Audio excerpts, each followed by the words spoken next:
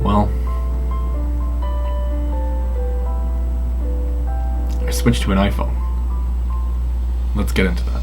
Now, first things first, I'm not using this ever again, so we can be safe to start there. Now, I have a long list of bad with this phone, but there actually is some good that I was really surprised to find out. So we can start with the bad first. The layout on this phone is absolutely terrible. Camera, terrible. I'm not sure on the 8 or the 10, I didn't test those ones. I did test a 7 and the camera was marginally better than the 6S that I'm using now. But the home button on the 7 that I was using for a little while is absolutely amazing. When I'm swiping up for the flashlight or to change my brightness and things like that, it wouldn't always work. Sometimes it would just end up scrolling across the keyboard and typing a whole bunch of random nonsense to people, or the fingerprint reader would not work sometimes. I'd have to repair my thumbprint onto that just to get it to work. So it was just like little stupid issues that I haven't run into with Android phones. So I'm not sure if it was just an iPhone thing, this particular one, but this phone, it wasn't doing it for me. Now, one of the biggest reasons that I ended up going from the 7 to the 6S, because of the headphone jack. I didn't realize how much of a luxury that was until I had one back and I had SoundCloud that I could store music offline with. With that alone, I'm also getting rid of my Pixel 2 to find another phone that has a headphone jack. The do not disturb switch on the side of this thing is stupid. I've never once used it. If anything, it's just become a nonsense of accidentally getting knocked in my pocket and my phone's on silent. I've been missing calls and text messages and things like that. I prefer to have the software version of that, like in Android or Windows, where you can actually toggle it on and off and you can't accidentally just knock it and then you're missing calls and text messages, and when things can be business related, that could be critical. Speaker on this is terrible. I'm just really accustomed to the dual front-facing speaker on the Pixel 2. I literally can't go back to another single speaker phone. That's why I haven't been pursuing the OnePlus 6 or the 6T. iOS just in general is just a terrible, terrible operating system. It is extremely hard to get around. It just has stupid ways of doing things. Like, why can't I have 5 icons in the dock? There's more than enough room on the plus screen. I can only have 4. Why not 5 or 6, 7? Like Android, like Windows Mobile, why limit it?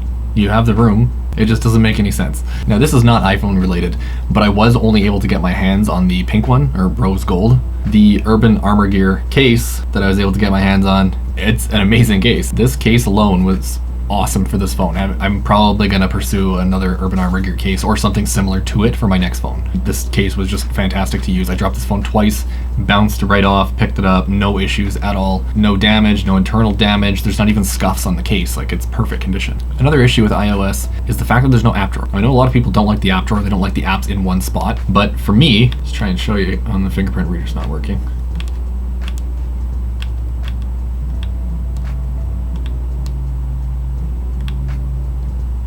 Hey, it worked. We have the 4 icons in the bottom, and then the icons that go across. Now, the biggest issue for this was getting them like that. The one that really drove me nuts is such a stupid issue, but it was the fact that none of them were alphabetical. So when I'm looking for an app, I have to remember where I put it, or intentionally put it in a place to find it. So when you're going through countless apps and all of the preloaded ones that Apple forces on there that they won't let you delete, it's kind of stupid that you don't have some sort of organization at all unless you manually go through and alphabetize every single one manually, because there was nothing in the settings for this. It probably took a solid like 20-30 minutes for me to go through every single app, alphabetizing every single one, and then as I download new ones, I have to manually put them in the place that they would go alphabetically. And the biggest thing for that was when I turn my phone on, I like to just have the dock. I don't like to have tons of stuff everywhere. I prefer to just have 5 or 6 icons at the bottom, go straight to those, no big deal. And if anything, I prefer to not have the icons at all and just have a search function, because it ends up being faster to try and go for an app when you know what you're looking for, rather than trying to scroll through alphabetically, go S, and then have to find SoundCloud settings, stuff like that. If you just go SOU, SoundCloud pops up. So it's a lot better to actually search for things, it's a lot faster. But the fact that this doesn't have anything like that other than swiping down, that's the only thing that's been saving this for me. This was... Like, this thing was a really big learning curve, going directly from an Android ecosystem for years to Windows Mobile, which was very similar to Android in terms of usability, but then going to this was just something else. Now, charging. This is possibly the worst thing I've ever seen on any device. I intentionally let both phones die. This iPhone 6s and my Pixel 2 XL, which I've been using consistently for over a year since it came out. Both of them were completely dead. When I would try and hit the power button, I would just get a battery icon, nothing else. I plugged both phones in for 20 minutes. When I unplugged them, this iPhone was at 16%. The Pixel 2 XL was at 55%. Obviously, the iPhone doesn't have a fast charge. No big deal. Why are the batteries dying so fast on an iPhone when they're not being quick charged? If you're not packing high amperage into this phone, why are the batteries so delicate? And why are they so expensive to replace? That is the one thing that I could not wrap my head around for this phone. And the only thing that I can say on putting up with all of these issues and how much of a headache this phone was to use is that iMessage is the single greatest messaging system that ever existed. There is nothing that even comes close to this. WeChat, not even close. WhatsApp, no competition. The only thing that was close to this was the original Hangouts that came out when it had SMS support. And since then, Google has gotten rid of that, which means you now have to have two apps, texting and then messaging, which I just think is the stupidest concept when you can have both in one and have one app that does everything, which is essentially iMessage or Facebook Messenger. But I don't have Facebook, so that's not an option for me on Android. I don't have an alternative. Going to iMessage reminded me so much of the original Hangouts that I ended up using this phone for another week solely because of iMessage. As you may have noticed, there was no video last week because I'm doing renovations.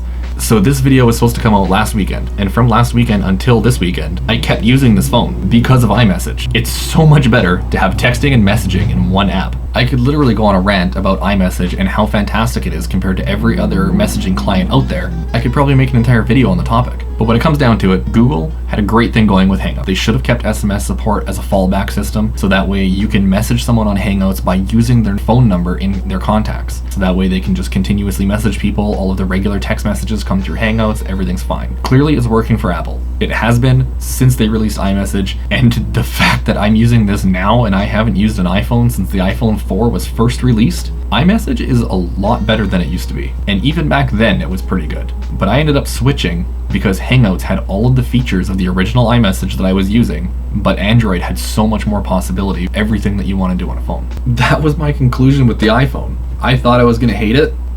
I did, but iMessage really pulled this phone together for me.